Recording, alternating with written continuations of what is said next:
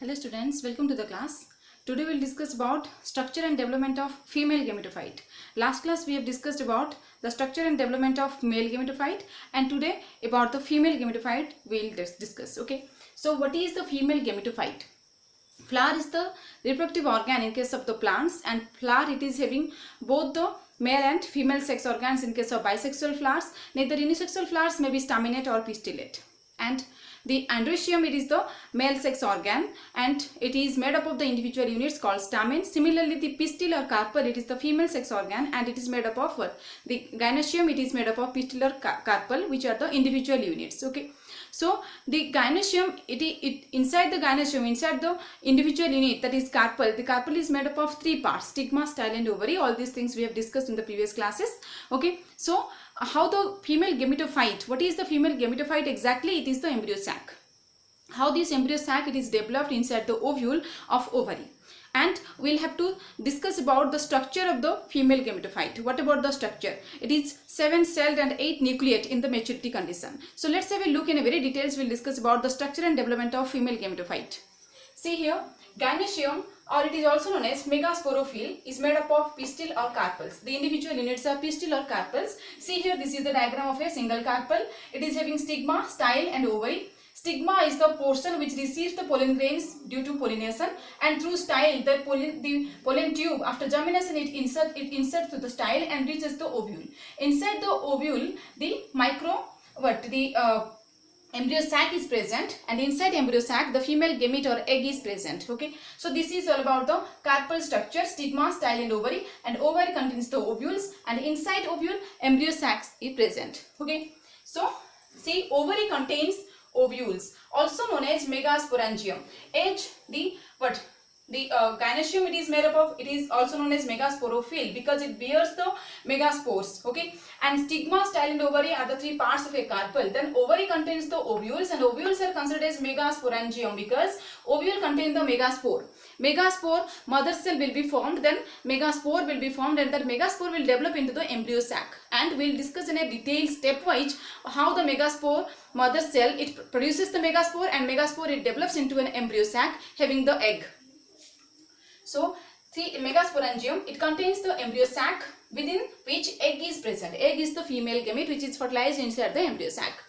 And ovule, it is having two parts: ovule body and funicle. See, here I have drawn the structure of anatropous ovule. Most of the angiospermic ovules are anatropous. And anatropous ovules means this is an inverted ovule. The inverted ovule, or just the funicle, means the funicle is as usual, it is not orthotropous. Orthotropous ovules are erect, but anatropous ovules, they bend 180 degree, and this is the anatropous ovule. And we will discuss about the structure of an ovule first. Okay, so see, ovule, it is having two parts: ovule body, and this is the funicle. Funicle is the attachment, or it is the stalk which attaches the ovule body to the placenta. Okay, so ovule body, it is having three parts. Again, the ovule body, it is having three parts. See here, integuments. Mostly the angiospermic ovules are bitegmic, means they are having two integuments. These are the outmost covering of the ovule which provide protection. So bitegmic integuments, this is the first part of the ovule body. Then second is nucellus. Nucellus is made up of diploid cells. These whole cells, all these, they represent the nucellus. Nucellus provides nutrition to the embryo sac. And the cells of the nucellus, these are diploid as usual. The cells of the integuments are also diploid by nature. Okay, then come to the third, embryo sac. Embryo sac, this is the central chamber here. This is embryo sac, and inside embryo sac, three different types of structures are seen. The embryo sac at maturity, it is 7-celled and 8 nucleate, and three different structures, out of which egg apparatus is the structure which is present towards the micropyle. The total ovule, it is having two ends. The upper end, the anatropous ovule upper end, it is called chalazal end, and the lower end is called micropylar end. So chalaza and micropyle, these are the two opposite directions of this ovule. Okay, and this micropyle acts as a pore through which the pollen tube will enter. When the pollen tube, it will enter into the style, and it will reach the ovary, and it will enter into any of the ovules. Inside the ovule, it will enter through the micropyle to reach the embryo sac, because inside the embryo sac the female gamete or egg is present. Okay, so egg apparatus, then secondary cell with polar nuclei, egg apparatus. These three cells which are present towards the micropolar end, they form the egg apparatus. We'll discuss in a very detail. Then secondary cell is the central cell. It is the secondary cell or central cell present in the middle of the embryo sac. Then towards the chalazal end, 3 more cells are present which are known as antipodal cells. So the embryo sac at maturity it is 7 celled and 8 nuclear condition, because 3 nucleus and 3 cells upside, 3 nucleus and 3 cells downside, and a single central cell and having 2 nuclei. So 6, then 6 and these 2. So 8 nucleate and 7 cell condition at maturity, the embryo sac's condition is. Okay, so how this embryo sac it is developed. Okay, come to the structure again. I will tell in the very detail. See, this is the structure of the anatropous ovule. It is having 2 integuments. These are the outmost coverings of the ovule. And inside the integument, the second layer is the nucellus. It is the mass of nutritive tissue which is diploid by nature. Then third one is the embryo sac. And embryo sac is nothing but the female gametophyte. So the embryo sac, it is having the antipodal cells, 3 antipodal cells towards chalaza, 3 egg cells which act as egg apparatus. The central cell is egg and the 2 lateral cells are called synergids, and togetherly it is forming the egg apparatus. Okay, and this is the funicle stalk of the ovule which attaches the ovule body to the placenta, and hilum is the point of attachment of funicle with the ovule body. Okay, then let's discuss about the functions of different parts of the ovule. See, different parts, out of which first we will discuss about the integuments. What about the integuments? These integuments are the outmost coverings, and these integuments they are meant for protection of the ovule. And these integuments, when there will be fertilization after fusion of the male gamete with the female gamete present inside it, when fertilization is over, then these integuments, this ovule will change into seed. We have also discussed all these things in the previous classes, that the ovary changes into fruit after fertilization, ovules they change into seed after fertilization, and as the ovule change into seed after fertilization, so these integuments which are covering the ovule, they act as the seed coat. And as there are 2 integuments, so there are 2 seed coats, testa and tegmen. These are the 2 seed coats which will be formed from the integuments only after fertilization. Okay, and then come to the nucellus. Nucellus is the diploid mass of tissue surrounding the embryo sac. It is present and it provides nutrition to the embryo sac, growing embryo sac. And after fertilization also, it will act as the perisperm and it will provide nutrition to the growing embryo. Similarly, inside the embryo sac, what are the structures? Antipodal cells are there, 3 cells which are present towards the chalaza, and these 3 cells, antipodal cells, they are also nutritive in function, and after fertilization they degenerate. Then come to the central cell. This central cell, and it is having 2 nuclei in the center. These 2 nuclei are called polar nuclei. This is the central cell with polar nuclei. 2 polar nuclei are there in the center, and these central cells, 2 polar nuclei, they will also fuse with one of the male gamete. See, in the last class we have discussed that when a pollen grain is germinated, it releases 2 male gametes. There are 2 male gametes released from the pollen grain. One of the male gamete, it fuses with the egg, female gamete, to form the zygote, and another male gamete, it will fuse with the 2 polar nuclei present in the central cell. So these 2 polar nuclei, they fuse with the male gamete, so become triploid condition, and these 2 polar nuclei will change into PEN, primary endosperm nucleus, and this central cell will change into PEC, that is primary endosperm cell. And after fertilization, the PEC, primary endosperm cell, along with the triploid endosperm nucleus, it will act as the endosperm and it will provide nutrition to the growing embryo. Then come to the egg apparatus. The egg is the female gamete which is fertilized by one of the male gamete and it forms the zygote. Zygote develops into embryo, and then the 2 lateral cells are called synergids. These synergids, they are very helpful for the fertilization, because these synergids, when the pollen tube, it will enter through the micropyle into the embryo sac, then the synergid is having filiform apparatus. Some folding mass of tissues are present called filiform apparatus, which guide the pollen tube to enter into the egg, so that there will be fusion of the male gamete with the egg or female gamete here. Okay, so these synergids also provide protection to the egg before fertilization, and during fertilization they guide the pollen tube into the egg, and after fertilization they degenerate, these synergids. Okay, so this is all about the different parts of the ovule and their function. And hilum is the point of attachment, and funicle is the stack of the ovule which joins the ovule body with the placenta. There will be placentation. Okay, so this is all about the ovule structure. Now let's discuss how development occurs of the female gametophyte, how this embryo sac is formed inside the ovule, and why the embryo sac is 7-celled and 8 nucleate condition at maturity. Let's discuss how this embryo sac is formed. First, what happens? One of those, I have also told you that nucellus cells are diploid. One of the nucellus cell which is present towards the micropyle. Towards the micropyle, one of the nucellus cell, it is diploid cell.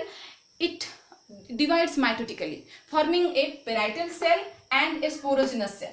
One of the nucellus cell towards the micropyle, it divides mitotically, means it will produce also 2 diploid cells, and one cell is parietal cell, another cell is sporogenous cell. The diploid sporogenous cell, it will act as the megaspore mother cell. This MMC will continue, it will live, and the parietal cell may divide or may remain undivided. This sporogenous cell, it will act as the MMC, that is, this sporogenous cell will act as the MMC, that is megaspore mother cell. This megaspore mother cell, it will develop into embryo sac. How? See here, this is the megaspore mother cell and these are the cells of the nucellus. This is the development diagram I have drawn here in a sequence. Have a look here. This is MMC, megaspore mother cell, present in the center. One of the cell of the nucellus, it has enlarged and divided mitotically. One of the cell is parietal cell, another cell is sporogenous cell. And this sporogenous cell, it acts as the MMC. This is also diploid. And this MMC, it undergoes meiosis now. Meiosis is the reductional cell division, and one of the diploid cell, it will produce 4 haploid daughter cells here. So this MMC, megaspore mother cell, diploid, it is surrounded by the nucellus and it will undergo meiosis, producing 4 haploid cells. These 4 haploid cells are called megaspore tetrads. Megaspore tetrads are haploid by nature. Because this is diploid and it undergoes meiosis, it just produces the megaspore tetrad. Out of the tetrads, means out of the 4 cells, 3 cells they degenerate. And only the lowermost cell, it remains active, it lives only, and 3 cells that degenerate, only 1 cell, it acts as the functional megaspore. See, out of the 4 cells, 3 cells degenerate, only 1 cell, that is also haploid, and this acts as the functional megaspore. The nucleus of the functional megaspore, it is also haploid by nature, and this nucleus, it undergoes 3 consecutive mitotic divisions. Because the nucleus is haploid, and by single mitosis it will produce 2 nuclei, another mitosis it will produce 4 nuclei, and then the third mitosis it will produce 8 nuclei. Okay, so inside the single functional megaspore, 8 nuclei are present. This is the 8 nucleate condition of the megaspore. 3 consecutive mitoses of the nucleus occurs in the megaspore, producing 8 nuclei inside the single cell, out of which 4 nuclei are present upside and 4 nuclei are present downside towards the polar ends. Okay, and in the 8 nucleate condition, what happens? 2 nuclei, 1 from each pole, they migrate towards the center. They are present towards the poles, 4 nuclei in north pole, 4 nuclei in the south pole, and one of the nuclei from north pole, one of the nuclei from south pole, they will migrate towards the center, forming 2 polar nuclei. It happens, okay, 2 polar nuclei, and then 3 nuclei are there in the south pole and 3 nuclei are there in the north pole. 3 nuclei are towards the chalaza and 3 nuclei are towards the micropyle. Okay, these 2 central nuclei are called 2 polar nuclei. Okay, then because they migrate from the pole and they are now in the center, so are known as 2 polar nuclei. Okay, then there occurs cell formation. Up to this, there is a single cell with 8 nucleate condition. Then there occurs cell formation, means plasma membrane will develop. And surrounding these 3 cells, these 3 nucleus, 3 cells are formed. Surrounding these 3 nucleus, 3 cells are formed. Okay, and there is a single central cell formed in the center. Okay, so this structure, see what happens, this megaspore, functional megaspore, it will also enlarge in size by absorbing nutrition from the endosperm.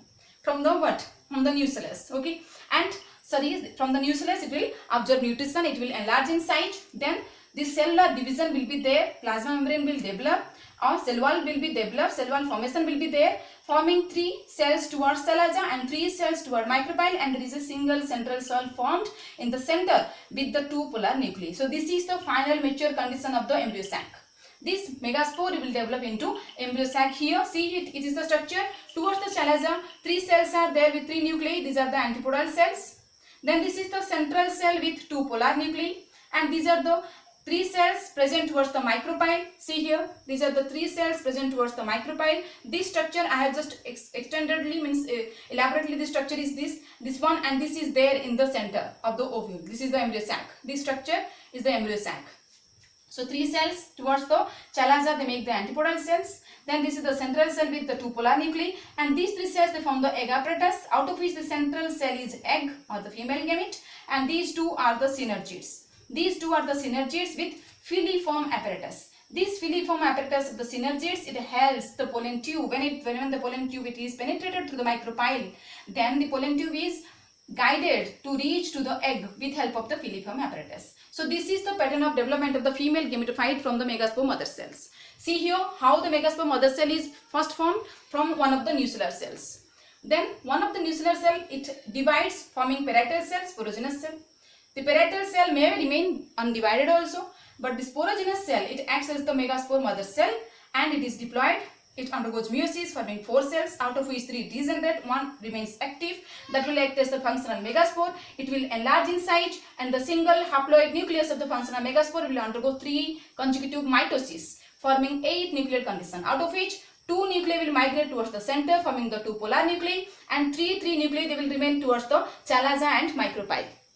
These 3 nuclei are surrounded forming the antipodal cells by the cell wall, and these 3 nuclei they are surrounded by the cell wall to forming the egg apparatus. The central cell is egg and the 2 side cells, the lateral cells are called synergids. Okay, so this is all about the development of female gametophyte, that is the embryo sac in case of angiospermic plants. Okay, so see what happens. This is the complete carpal structure. Inside the ovary, ovules are present. Inside the ovule, embryo sac is present, and inside the embryo sac, the female gamete, that is the egg, is present. And this female gamete or egg, it is fertilized by one of the male gamete of the pollen grain. And another male gamete of the pollen grain will fertilize, means it will fuse with the 2 polar nuclei of the central cell, forming the triploid primary endosperm nucleus.